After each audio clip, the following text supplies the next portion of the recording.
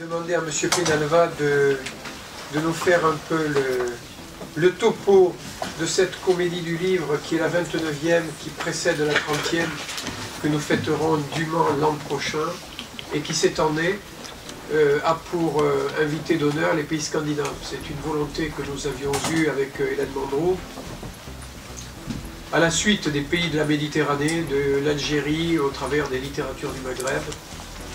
Cette année, nous avions choisi de donner la parole aux auteurs de Finlande, Norvège, Islande, Suède et Danemark.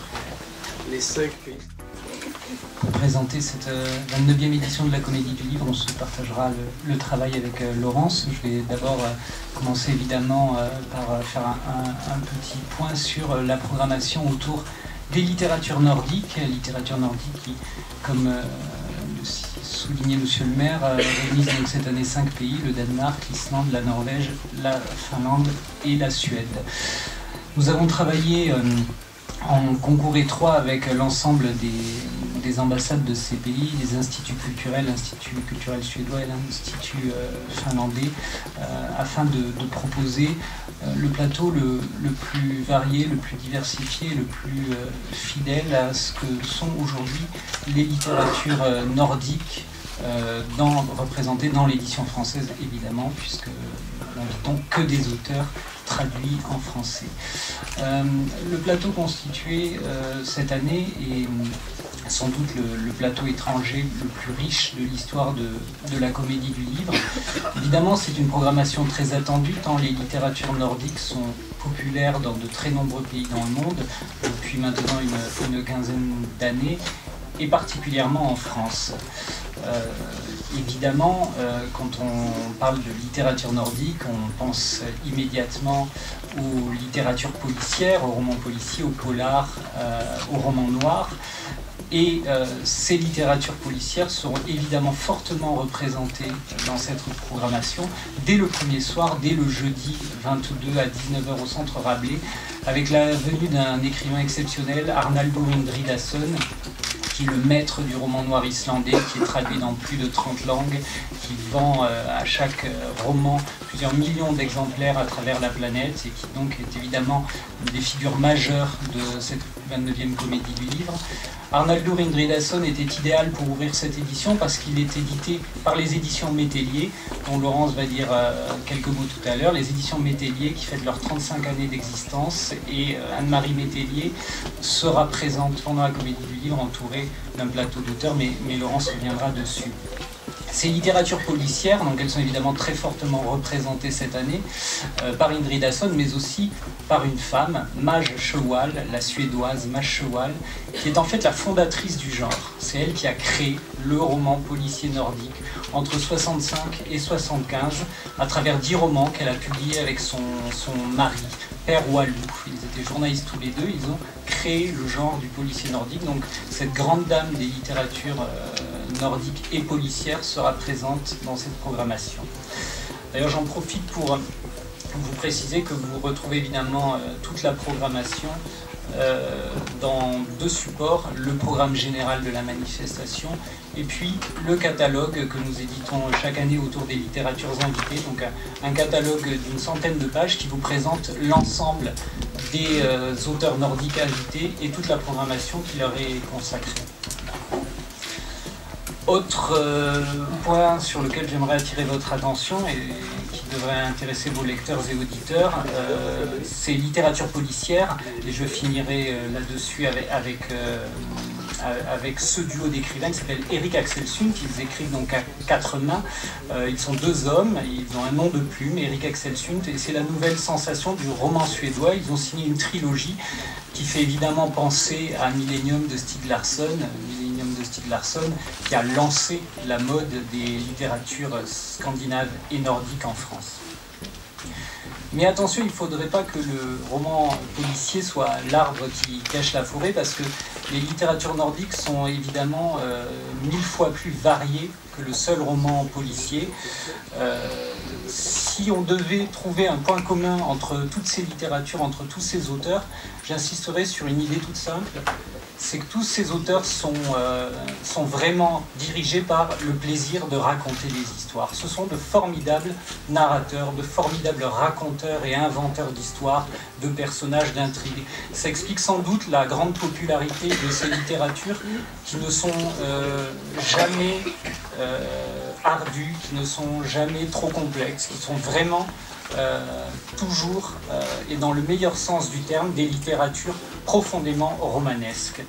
Alors, cela, ils le doivent peut-être à l'histoire et à une tradition littéraire, celle des sagas, car ce sont évidemment les grandes sagas nordiques qui marquent la naissance des littératures dans ces pays-là, les sagas islandaises qui apparaissent au tournant du millénaire, du premier millénaire, entre 1000, 1100, 1200, sont constituées par tradition orale, puis ensuite écrites, les grandes sagas. Voilà, et on peut sans doute penser que cette influence majeure continue à nourrir très profondément l'imaginaire des écrivains contemporains de ces pays-là. Cette influence des sagas, vous allez la retrouver évidemment à travers les grandes suites romanesques d'un certain nombre de nos auteurs. Et je n'en citerai qu'une seule, celle qui va clore cette 29e édition, Herbjørg Wassmo, qui est la grande dame des lettres norvégiennes, qui a écrit le livre de Dina, adapté au cinéma. Herbjørg Wassmo, c'est tout simplement l'écrivain mondial le plus lu dans les pays scandinaves après la Bible. J'aimerais insister sur un autre point qui caractérise, selon moi, les littératures nordiques, c'est la permanence du merveilleux. Cette permanence du merveilleux, la présence de la nature comme force agissante, la nature qui est souvent un des personnages principaux de ces romans, et le merveilleux, ce merveilleux des légendes et des fables qui ne cessent de nourrir des récits qui sont très souvent à la limite du fantastique. Là, je citerai un nom d'un écrivain profondément original, Sion, l'islandais, édité chez Rivage. Sion, qui est aussi le parolier de la chanteuse islandaise Björk. Sion, qui a signé la musique du film Dancer in the Dark de Lars von Trier. Et Sion, qui crée des fictions étonnantes, à la lisière du merveilleux, du fantastique. On ne sait jamais si on va basculer dans le plein fantastique ou si on est encore en pleine réalité. Donc voilà, vous trouverez Sion évidemment dans le catalogue, ça s'écrit S-J-O-N, et c'est vraiment un des auteurs peut-être les moins connus de la liste, mais en tout cas un des plus originaux et des plus remarquables. La tradition orale dont je parlais tout à l'heure, on va la retrouver le vendredi soir avec un des très grands invités de la manifestation, le Danois Jørn Riel. Jørn Riel, c'est l'homme des racontars arctiques. Vous trouvez ses livres, ses récits à travers 20 volumes parus en français.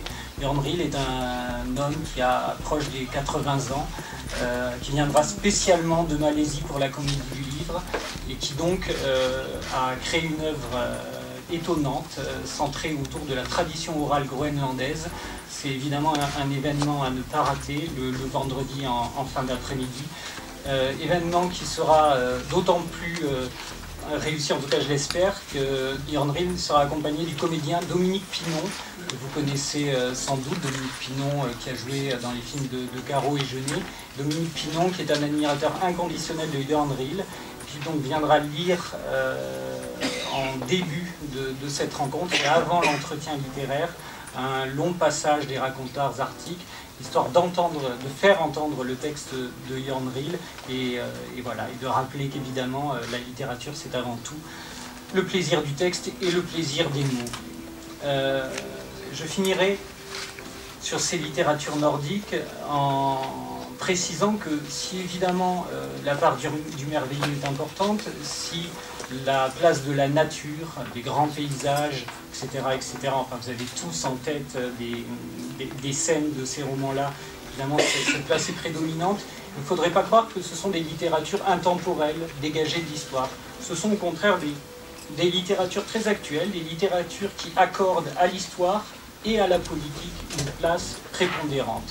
À l'histoire d'abord, et là je pense plutôt aux romancières finlandaises, à une autre très grande figure des lettres nordiques qui sera présente le samedi, Sophie Oksanen, qui consacre la plupart de ses livres, pas le dernier, mais la plupart de ses œuvres, à la guerre entre 40 et 44, la guerre de Laponie, qui déchire la Finlande, ce pays qui bascule entre l'occupation nazie, l'occupation soviétique, un peuple déchiré, profondément meurtri. Cette histoire continue à nourrir intensément les imaginaires et les fictions des écrivains finlandais.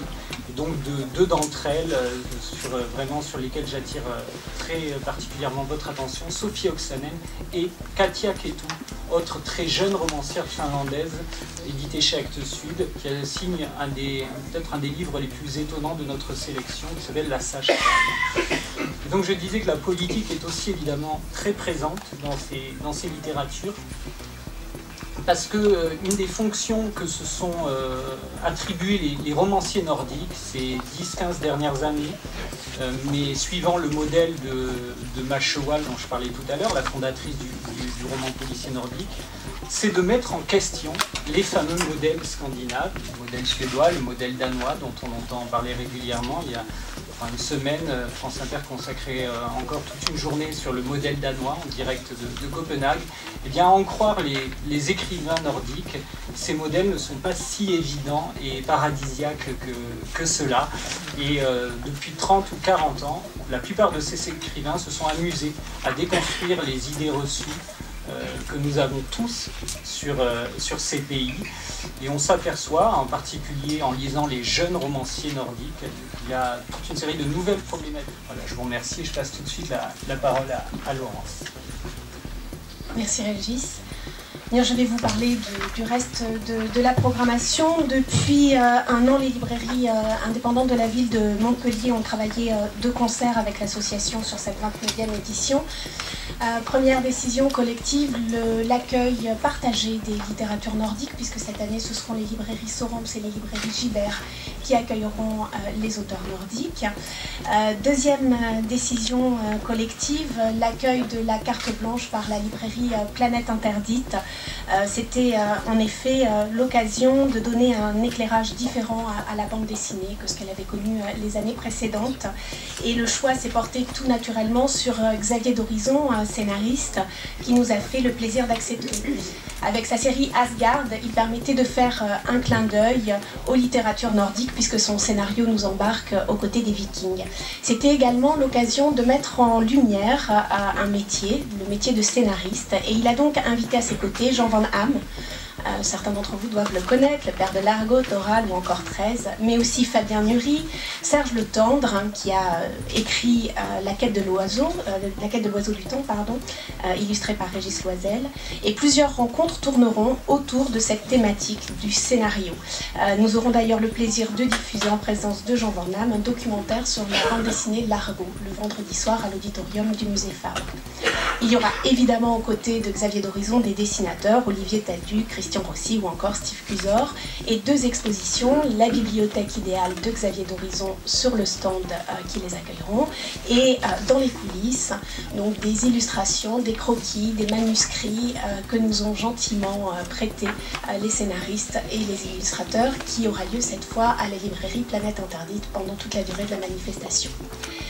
Pour le choix de l'éditeur, les éditions Métellier, même principe, un anniversaire, 35 ans, des liens possibles avec la programmation nordique, les libraires y ont vu comme une évidence, et c'est à la librairie du Grain des Mots qu'a été confié l'accueil d'Anne-Marie Métellier, de ses auteurs et de son catalogue. Donc au-delà des trois auteurs nordiques, que sont Brahi, Indridason et Thor Arinsson, et de l'auteur Olivier Truc, français mais écrivant sur la Laponie, nous aurons également le plaisir d'accueillir l'italien Giancarlo De Cataldo, la portugaise Lydia George, l'écossaise Jenny Fagan, l'espagnol Rosa Montero, l'angolais Walter Hugo Mae et les sud-américains Santiago Gamboa de Colombie, Daniel Manzinski d'Argentine et Luis Sepulveda. Donc vous voyez un plateau de toutes les couleurs du monde, de tous les continents. Et pour fêter dignement ces 35 ans, nous avons souhaité multiplier les formats des rencontres. Donc au-delà des traditionnels entretiens et tables rondes, dont le grand entretien avec Luis Sepulveda le samedi soir, nous proposerons également des apéritifs littéraires avec Lydia George, Walter Hugo Mae et Giancarlo De Cataldo, mais aussi des ciné-brunchs à l'Utopia avec Anne-Marie Métellier et Luis Sepulveda les samedis matin et dimanche matin. Et puis en parallèle de cette invitation, et pour faire écho à la précédente édition, nous avons demandé à Daniel Mordzinski de revenir, et une exposition lui sera consacrée à l'espace Saint-Ravi, donc photos des auteurs qu'il photographie depuis 30 ans maintenant, et photos qu'il a faites l'an dernier à l'occasion de la Comédie du Livre 2013. Comme les précédentes années, les 4 librairies jeunesse, Nemo, Polymone, Gilbert Joseph et Sorams Odyssée se partageront l'accueil des auteurs jeunesse.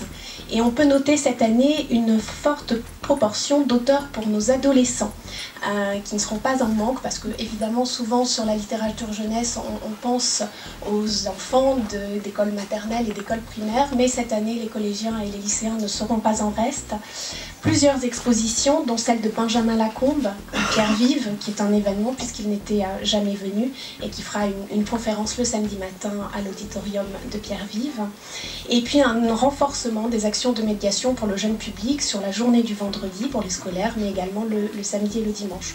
Donc là, nous avons vraiment travaillé de concert avec le rectorat de Montpellier pour proposer un certain nombre de rencontres d'auteurs pour des élèves de la maternelle au lycée, mais également avec les associations. Je pense à la boutique d'écriture que j'ai vue là, j'ai vu qu'il y avait aussi le manoir du crime, l'oiseau lyre, voilà, donc des animations proposés spécifiquement pour les classes, en accueil de classe, et des parcours guides pour les élèves également, pour découvrir la manifestation sous un nouveau jour. Pour les littératures générales et spécialisées, les librairies ont fait le choix, chacune, d'axer sur une thématique afin d'offrir au public une meilleure lisibilité. On retrouvera donc les littératures de voyage sur le stand de la librairie des 5 continents, avec des rencontres sur l'Inde illustrée, sur les villes-mondes, sur l'aventure et une réflexion sur l'ivresse de la marche. La littérature spirituelle sera accueillie sur le stand de la librairie Souffle d'Esprit, avec un dialogue entre 2 journalistes sur le pape François, un entretien avec François Garagnon et une rencontre autour des contes de fées avec Jacqueline Kellen. Les mangas seront sur le stand de la librairie Ikoku, qui a choisi cette année de mettre l'accent sur une jeune maison d'édition indépendante Macaca. La librairie anglophone sur le stand du Bookshop, qui proposera cette année des entretiens dans la langue de Shakespeare autour des derniers ouvrages des auteurs qu'elle accueillera. Et les littératures françaises enfin sur le stand des librairies Sorams Triangle et Sorams Odyssée. Et parmi les auteurs accueillis sur les stands de Sorams Triangle et Sorams Odyssée, une trentaine d'entre eux auront des entretiens. Ce sera le cas notamment de Fred Vargas, qui viendra spécifiquement pour rendre hommage à Michel Gurdjieff. Il nous paraissait indispensable de faire cette soirée hommage.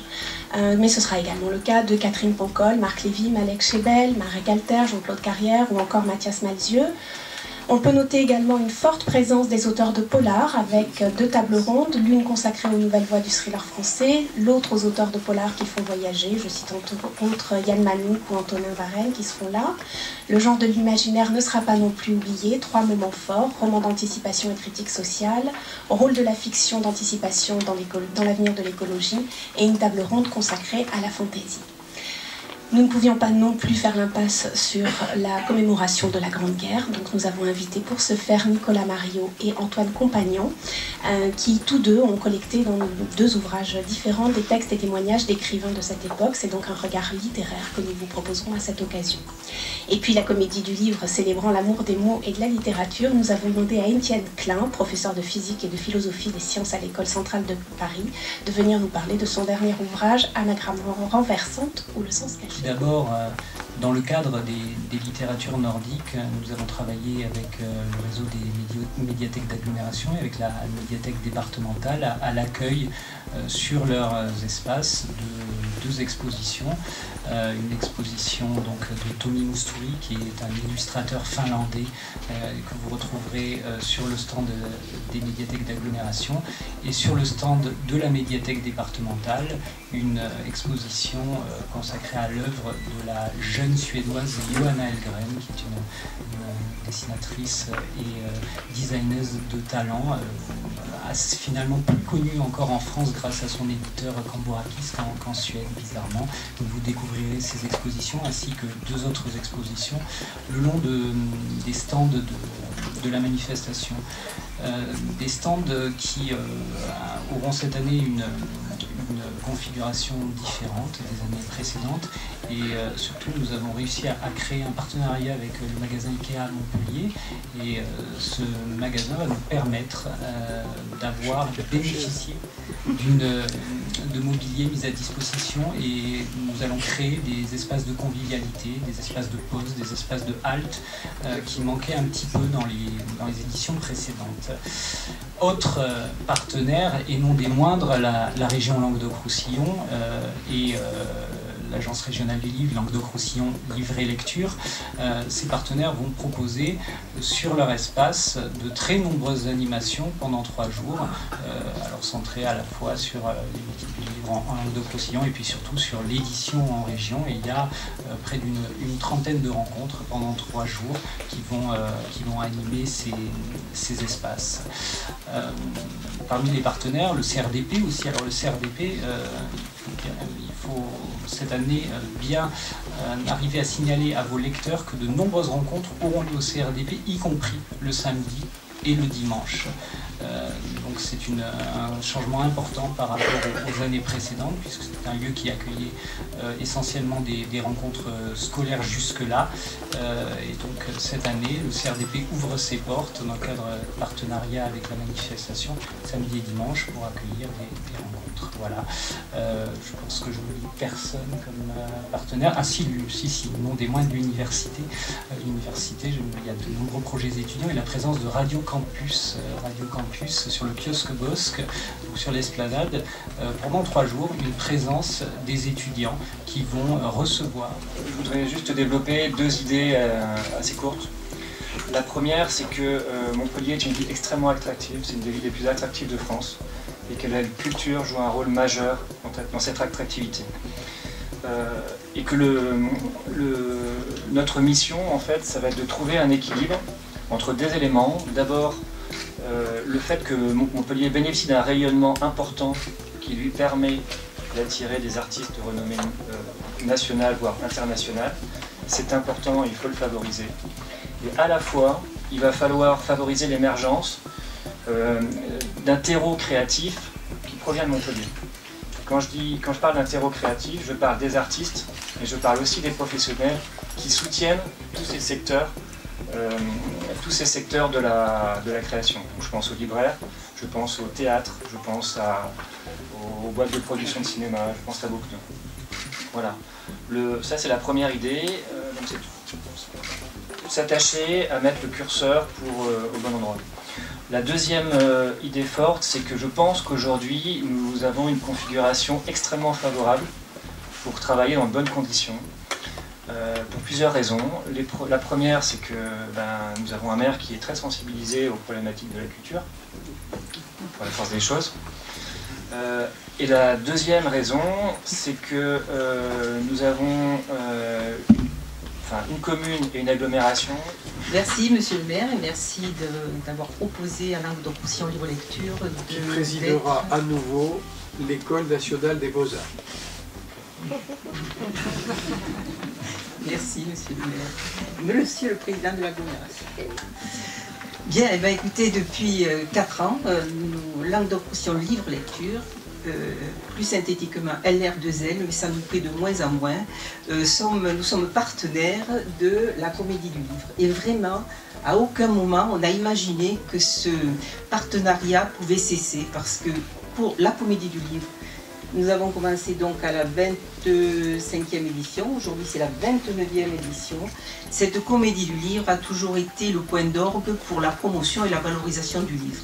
Et Languedoc-Roussillon Livre Lecture, avec les soutiens de ses partenaires, de ses tutelles, et l'État et la région, eh bien nous n'avons de cesse que de travailler au plus près avec tous les acteurs de la chaîne du livre.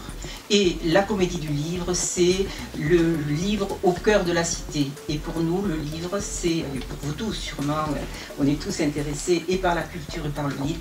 Le livre, c'est quand même un outil d'émancipation du citoyen et on y croit vraiment. C'est aussi pour nous l'occasion de soutenir les éditeurs et les libraires, et notamment l'économie du livre qui est quelque peu bousculée avec l'arrivée du numérique. C'est aussi l'occasion pour nous de restituer les ateliers d'écriture. Nous menons des actions auprès de différents publics, notamment les lycéens, les collégiens, dans 10 lycées et 2 collèges de l'Aude. Et c'est le moment de restituer ces ateliers d'écriture. C'est aussi le moment de restituer les ateliers d'écriture que nous animons dans les maisons d'arrêt de la région, que ce soit Villeneuve-les-Maguelones et Perpignan. Voilà, tout cela, puis c'est aussi l'occasion de provoquer des échanges autour de la pensée, du savoir, de faire rencontrer les différents acteurs et de travailler, promouvoir surtout l'interprofessionnalité. Parce qu'on est vraiment conscient que c'est par le collectif et l'adhésion à une pensée collective, non unique, que nous arriverons à valoriser, bien sûr, le livre, la lecture et plus globalement, la culture.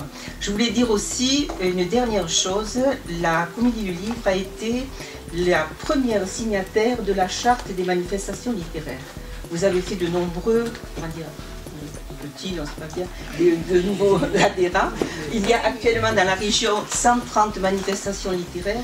Il y a à ce jour plus de 50 signataires.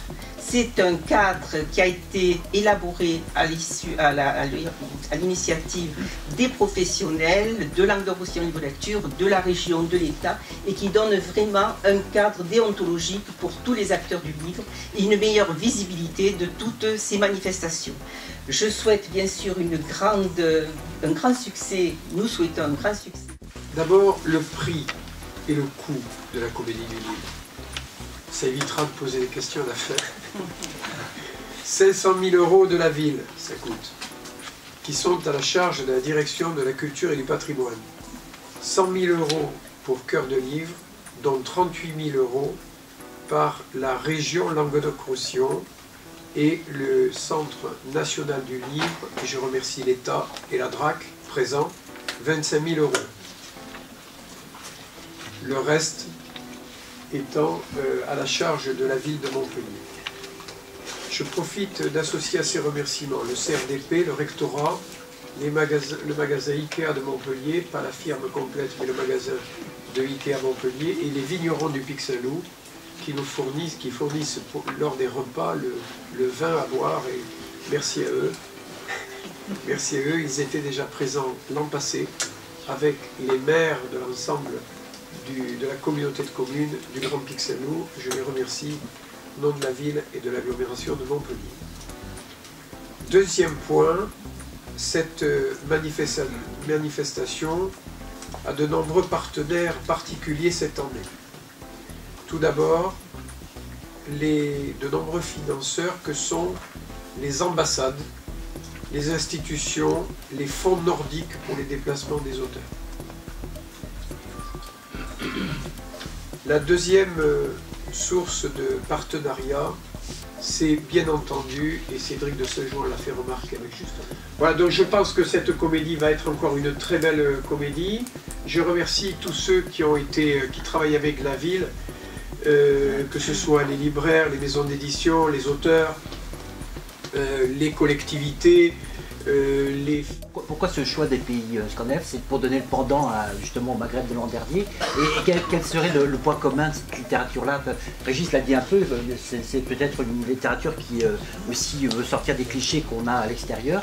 Est-ce que sinon il y a un point commun entre ces... Ça n'avait jamais été réalisé avec les pays scandinaves, et c'était l'occasion, après les bords de la Méditerranée, de faire les bords de la mer du golfe de Finlande. Comment elle s'appelle celui-là? Un petit éclaircissement sur le nouveau statut des éditeurs et des rapports entre éditeurs et libraires. On parlait de charte.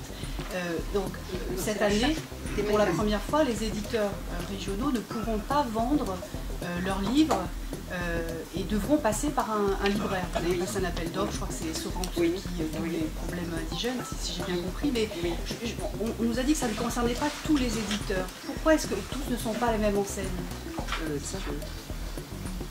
Une réponse à cela par rapport peut-être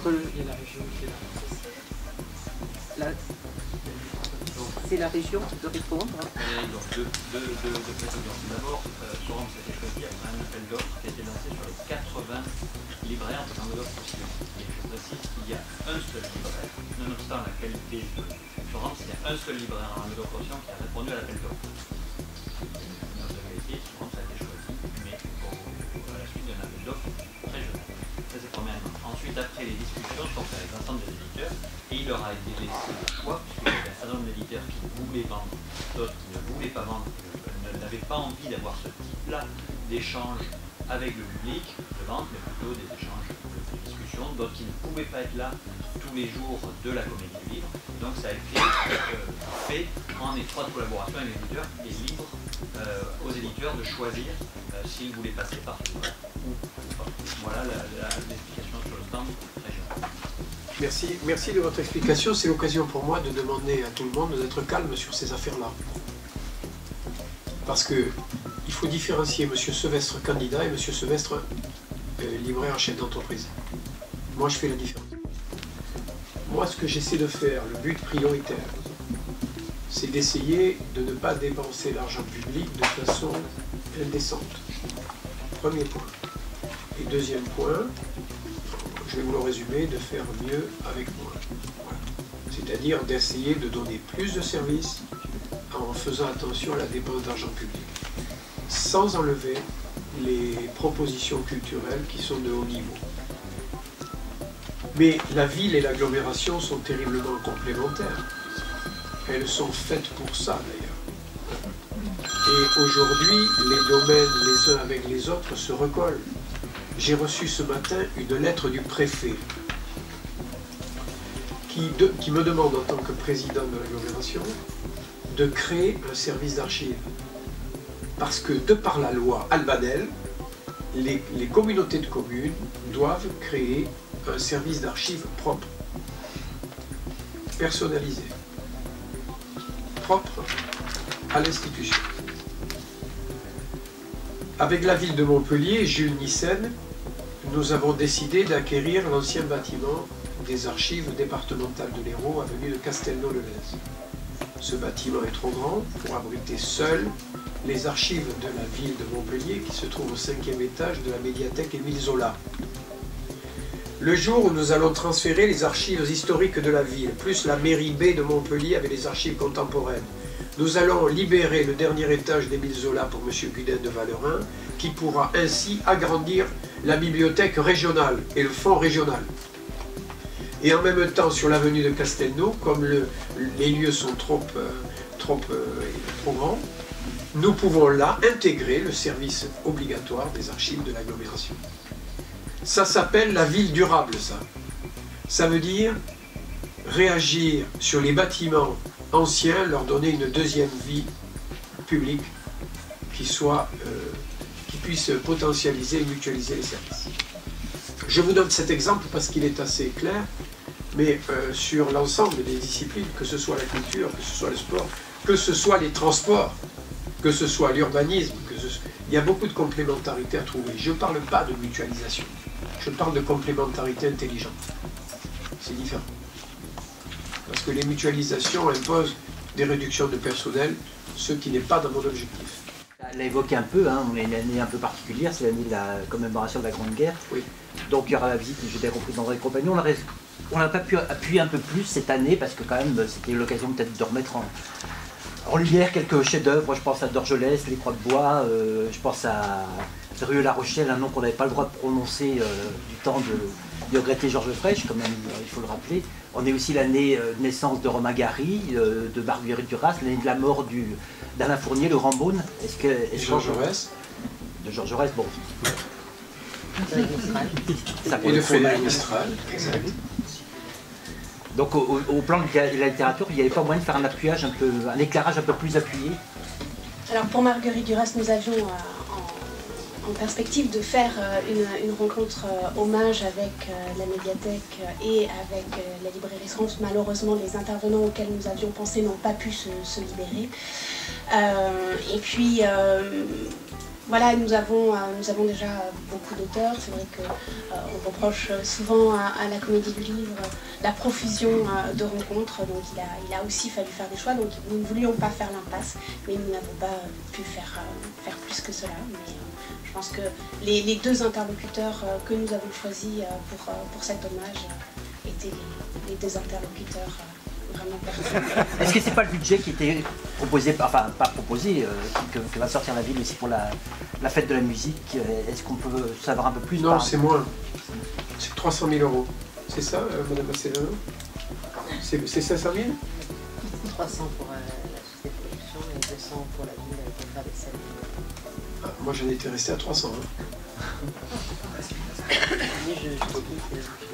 Et on a la confirmation que ça se fera sur la place de la Comédie. C'était disons Madame le maire, Madame Mandroux, dans son dernier, dans le dernier mandat. En fait, Madame le maire s'est engagée à donner 300 000 € à la société DG de production pour la mise en place du plateau France Télévisions sur la Comédie.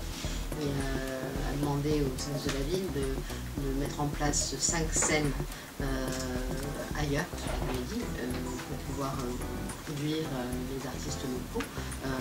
Donc le coût de ces 5 scènes, équipées, montées, accompagnées, c'est effectivement 200 000 € avec la communication. Donc ça fait 300 pour la France Télévisions et 200 pour la ville.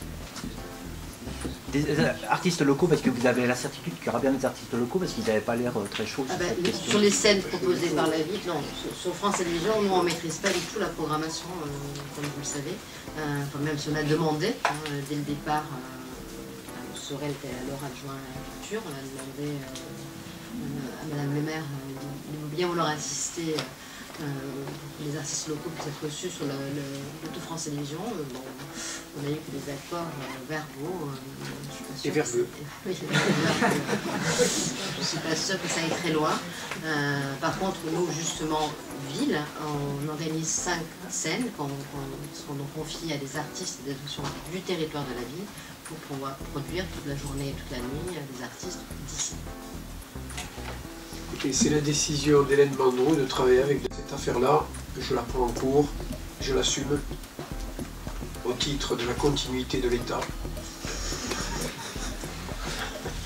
Et puis nous verrons l'an prochain, nous partirons sur d'autres bases avec Cédric de Saint-Jean. Des bases où les Montpelliérains sont plus associés, que ce soit les artistes ou que ce soit les citoyens. Vous l'avez dit, hein, il y a eu des éditions où il y a eu la pluie, donc c'est vrai que ça perturbe beaucoup la comédie. Est-ce que pour le coup il y a un plan B et est-ce que par exemple le maire de Montpellier peut suggérer au président de l'agglomération de plus utiliser le quorum? Parce que moi j'ai souvenir de débats au quorum où c'était franchement assez sinistre parce qu'il y avait juste la salle Pasteur d'ouvert, tous les bars étaient fermés, ça faisait vraiment une drôle d'ambiance, quoi. Pour répondre à cette question, en fait il n'y a pas de plan B, mais il y a un plan A tout simplement, c'est que nous avons dans la scénographie pris en compte ce qui nous est arrivé l'année dernière. Donc les tentes qui ont été choisies, les structures qu'on mobilise sont adaptées pour pouvoir accueillir non seulement les exposants, mais aussi le public qui déambule autour ou à l'intérieur des espaces selon les cas. Donc même si effectivement on a de fortes pluies, évidemment il y aura des conséquences.